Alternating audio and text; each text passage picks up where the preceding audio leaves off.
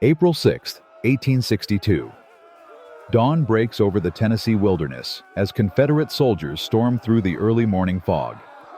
The Union Army is caught off guard, scrambling for their weapons. In the chaos, Texans lead the charge, fighting with a ferocity that will define them in the battle to come. But victory will come at a heavy cost, as one of the Confederacy's greatest leaders falls in battle.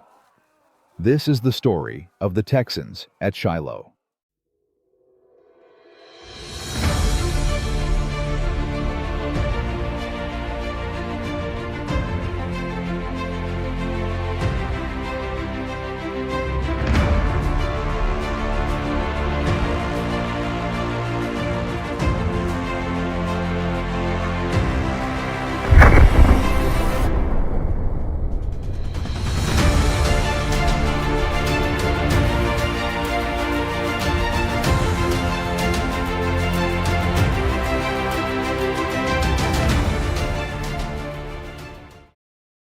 The road to Shiloh began months earlier with devastating Confederate losses. In February 1862, Ulysses S. Grant launched a bold campaign in Tennessee, targeting key river forts. Fort Henry, guarding the Tennessee River, fell quickly under Union naval bombardment. Days later, Fort Donelson on the Cumberland River was surrounded. With no hope of escape, General Simon Bolivar Buckner surrendered over 12,000 Confederate soldiers. The loss of these strongholds opened Tennessee to Federal invasion, forcing the Confederate Army to retreat south. With Fort Donelson lost, Confederate forces abandoned Nashville, making it the first Southern state capital to fall to Union hands. General Albert Sidney Johnston, commanding the Western Theater, faced harsh criticism. Some even called him a failure.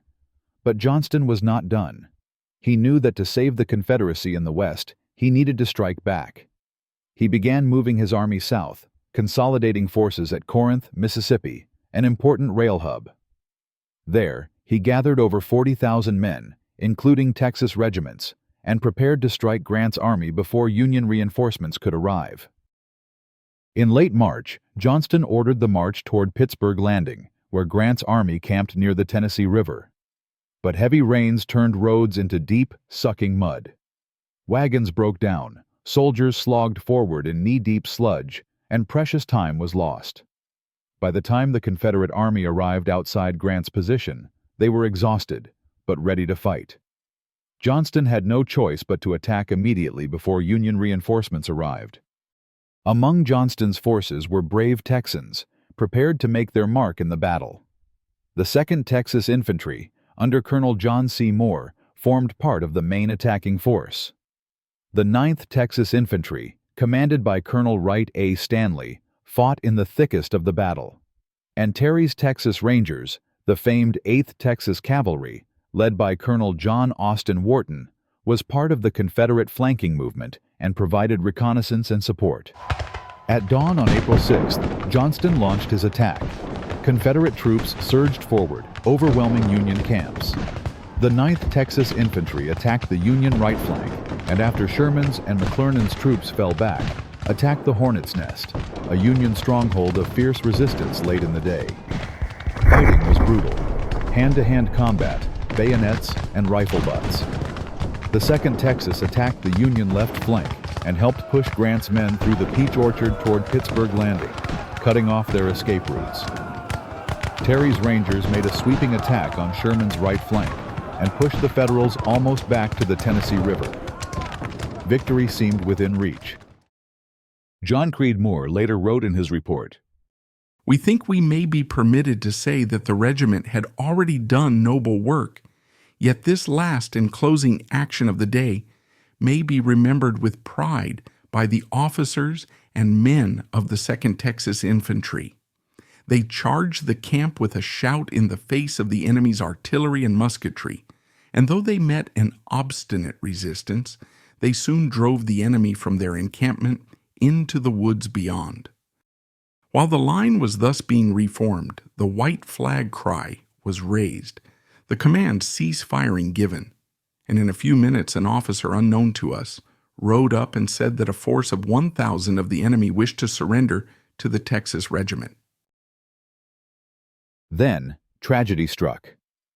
General Johnston, personally leading troops near the Peach Orchard, was hit by a bullet behind the knee. Unaware of the severity of his wound, he continued to direct the attack until he collapsed. By the time his aides realized what had happened, it was too late. He bled to death, becoming the highest-ranking officer killed in the war.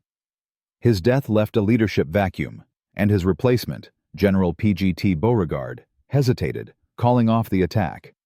That hesitation would cost the Confederacy dearly. Overnight, Union reinforcements arrived. Buell's Army of the Ohio had made it. At dawn on April the 7th, the tide turned.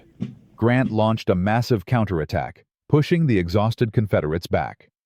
Texas units fought desperately to hold the line, but by afternoon, Beauregard ordered a retreat to Corinth.